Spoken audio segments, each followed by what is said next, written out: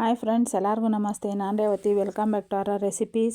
ಇವತ್ತು ನಾನು ಮಾಡ್ತಾಯಿದ್ದೀನಿ ನಮ್ಮ ಚಾನಲಲ್ಲಿ ಮೊಟ್ಟೆ ಪಲ್ಯ ಅಥವಾ ಎಗ್ ಬುರ್ಜಿ. ಮುದ್ದೆ ಜೊತೆಗೆ, ಚಪಾತಿ ಜೊತೆಗೆ, ದೋಸೆ ಜೊತೆಗೆ ಒಂದು ಒಳ್ಳೆ non veg side dish combination ಅಂದರೆ ಅದು ಮೊಟ್ಟೆ ಪಲ್ಯ. ಮಾಡೋದು ತುಂಬ ಸುಲಭ, ತಿನ್ನೋದಕ್ಕೆ ರುಚಿಯಾಗಿ ಮಾಡೋಣ ಬನ್ನಿ. ಈಗ ನಾನು ತೊಗೊಂಡಿದ್ದೀನಿ ಇಲ್ಲಿ 2 ಈರುಳ್ಳಿ ಸಣ್ಣದಾಗಿ ಹಚ್ಕೊಳ್ಳಿ, ಎಷ್ಟು ಸಾಧ್ಯನೋ ಅಷ್ಟು.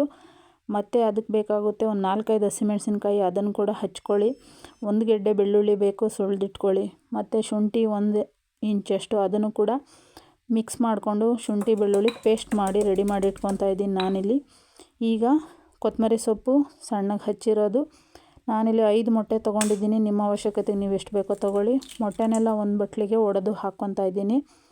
ನೋಡಿ, ಎಲ್ಲನೂ ರೆಡಿ ಮಾಡಿ ಇಟ್ಕೊಂಡಾದ್ಮೇಲೆ ನಾನೀಗ ಒಂದು ಬಾಣಲೆಗೆ ಎಣ್ಣೆ ಹಾಕ್ಕೊತಾ ಇದ್ದೀನಿ, ಅರ್ಧ ಸೌಟಷ್ಟು. ಅದಕ್ಕೆ ಒಡೆದಿಟ್ಕೊಂಡಿದ್ದಂಥ ಮೊಟ್ಟೆಗಳನ್ನು ಸೇರಿಸ್ಕೊಂಡು ನೋಡಿ, ಈ ಥರ ತಳ ಹತ್ತದಿರೋಂಗೆ ಆದಷ್ಟು ಲೋ ಫ್ಲೇಮಲ್ಲಿ ಇಟ್ಕೊಂಡು ಹುರ್ಕೊಳ್ಳಿ. ಇದನ್ನು ಜಾಸ್ತಿ ಪುಡಿ ಮಾಡೋದು ಬೇಡ. ಎಲ್ಲರೂ ಮಾಡೋ ತಪ್ಪೇನು ಅಂದರೆ ಮೊಟ್ಟೆ ಎಲ್ಲ ಪುಡಿ ಆಗಿಬಿಟ್ಟಿರುತ್ತೆ. ಆ ಥರ ಆಗದೇ ಇರೋಂಗೆ ಇವತ್ತು ಮಾಡ್ಕೊಳೋಣ. ನೋಡಿ, ಇಲ್ಲಿ ನಾನು ಅದಕ್ಕೆ ಸ್ವಲ್ಪ ಉಪ್ಪು ಮತ್ತು 1/4 ಸ್ಪೂನಷ್ಟು ಖಾರದ ಪುಡಿ ಸೇರಿಸ್ಕೊತಾ ಇದ್ದೀನಿ. ಎಲ್ಲನೂ ನೀಟಾಗಿ ಮಿಕ್ಸ್ ಮಾಡಿಕೊಂಡು ಹುರಿದು ತೆಗೆದು ಒಂದು ಪ್ಲೇಟಿಗೆ ತೆಗೆದಿಟ್ಕೊಳ್ಳಿ. ನಂತರ ನಾನು ಅದೇ ಬಾಣಲೆಗೆ ಮತ್ತೊಂದು ಸ್ವಲ್ಪ ಎಣ್ಣೆ ಹಾಕ್ಕೊತಾ ಇದ್ದೀನಿ, ಒಂದು 4 ಸ್ಪೂನಷ್ಟು. ಅದಕ್ಕೆ ಒಂದು 5 ಹಚ್ಚಿರೋಂಥ ಹಸಿಮೆಣಸಿನ್ಕಾಯಿ, 2 ಹಚ್ಚಿರೋಂಥ ಈರುಳ್ಳಿ ಎಲ್ಲನೂ ಸೇರಿಸ್ಕೊಂಡು ಒಂದು ಸ್ವಲ್ಪ ಬಾಡಿಸ್ಕೊತಾ ಇದ್ದೀನಿ. ಅದಾದ ನಂತರ ಶುಂಠಿ ಬೆಳ್ಳುಳ್ಳಿ ಪೇಸ್ಟ್ ಕೂಡ ಸೇರಿಸ್ಕೊತಾ ಇದ್ದೀನಿ. ಶುಂಠಿ ಬೆಳ್ಳುಳ್ಳಿ ಪೇಸ್ಟ್ ಹಾಕಿದ್ಮೇಲೆ ಲೋ ಫ್ಲೇಮಲ್ಲಿ ಇಟ್ಕೊಂಡು ಹುರ್ಕೊಳ್ಳಿ.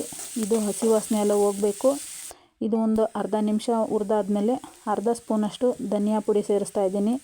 ಒಂದು 1/4 ಸ್ಪೂನಷ್ಟು ಗರಂ ಮಸಾಲ, 1/4 ಸ್ಪೂನಷ್ಟು ಅರಿಶಿನ ಪುಡಿ ಸೇರಿಸ್ಕೊಂಡು ಮಿಕ್ಸ್ ಮಾಡ್ಕೊತಾ ಇದ್ದೀನಿ. ಮತ್ತು ನಾನಿಲ್ಲಿ ಖಾರದ ಪುಡಿ ಹಾಕ್ಕೊತಾ ಇಲ್ಲ, ಮೊಟ್ಟೆಗೆ ಹಾಕಿದ್ದೀನಲ್ಲ ಆಲ್ರೆಡಿ, ಅದ್ರ ಜೊತೆಗೆ ಹಸಿಮೆಣಸಿನ್ಕಾಯಿ ಕೂಡ ಹಾಕಿದ್ದೀನಿ. ಖಾರ ಸಾಕಾಗುತ್ತೆ.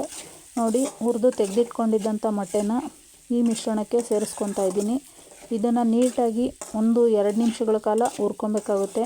ಮಸಾಲೆ, ಒಗ್ಗರಣೆ, ಎಣ್ಣೆ ಎಲ್ಲನೂ ಕೂಡ ನೀಟಾಗಿ ಮಿಕ್ಸ್ ಆಗಬೇಕು.